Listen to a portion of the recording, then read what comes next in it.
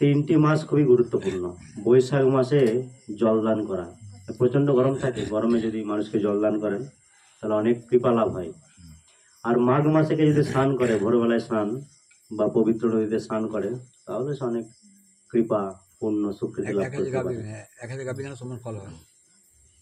আর এই কার্তিক মাস হচ্ছে ভগবানের প্রিয় মাস, শ্রেষ্ঠ মাস।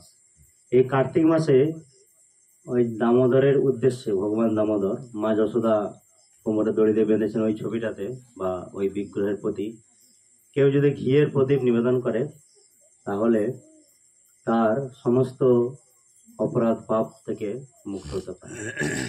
ভগবানকে দীপদান করলে আমাদের জীবনের সমস্ত অন্ধকার দূরীভূত হয়ে যায়। স্কন্দ পুরাণ এবং অন্যান্য শাস্ত্রে হরিভক্তি বিলাস বিভিন্ন গ্রন্থে উল্লেখ আছে। এই দামোদর মাসে কেউ যদি ঘিয়ের তৈরি প্রদীপ নিবেদন করে তাহলে তার জীবনের সমস্ত পাপ নষ্ট হয়ে যায়, আর পুনর্জন্ম হয় না, জন্মমৃত্যু জোড়া ব্যাধি সংসারে আর ফিরে আসতে হয় না। এই দামোদরকে অনেকে ঘিত প্রদীপ নিবেদন করে, অনেকে আকাশ প্রদীপ নিবেদন করে, দেখবেন স্বর্গে বাতি দেওয়া বলে। আকাশ প্রদীপ নিবেদন করলে তার পিতৃ মাতৃকুল সকলে উদ্ধার হয়ে যাবে।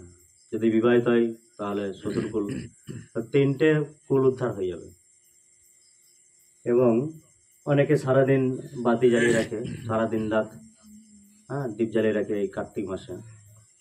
এইভাবে যদি কেউ দ্বীপ প্রজ্বলন করে থাকে তাহলে সমস্ত অপরাধ থেকে মুক্ত হয়ে তিনি ভগবত ধামে ফিরে যান। তো দীপদানের এতটাই মহিমা বা মাহাত্ম্য, এই কারণে প্রত্যেকে আমরা আহ্বান করব যে ভগবান দামোদর উদ্দেশ্যে সকলেই দীপদান করবেন। ঘৃত প্রদীপ, সরষের তেল দেওয়া চলবে না, ঘিয়ের প্রদীপ কিংবা তিলের তেল। আর এই মাসে সরষের তেল, আমিষ, মুসুর ডাল এইগুলো বর্জন করাই ভালো। যদি নিরামিষ খেয়ে কাটাতে পারেন তাহলে অনেক স্বীকৃতি লাভ হবে। ভোরবেলায় স্নান করা, কিছু তপস্যা করতে হবে, না হলে ভগবানের কৃপা হবে না। কৃপা মানে করে পাওয়া, কিছু করতে হবে ভগবানের জন্য। ভগবানের জন্য সেবা করলে, এই শাস্ত্রের নিয়মগুলো মেনে চললে তখন ভগবান খুশি হয়ে কৃপা আশীর্বাদ প্রদান করে থাকেন। তাই এই মাসে এই সমস্ত নিয়মগুলি দেওয়া হয়েছে। এই কার্তিক মাসটাকে বলা হচ্ছে দামোদর মাস। এই কোজাগরী লক্ষ্মী পূর্ণিমা, কিছুদিন আগে লক্ষ্মী পূজা গেল, সেই লক্ষ্মী পূর্ণিমা থেকে রাস পূর্ণিমা পর্যন্ত এই এক মাস সময়টিকে বলা হচ্ছে দামোদর মাস।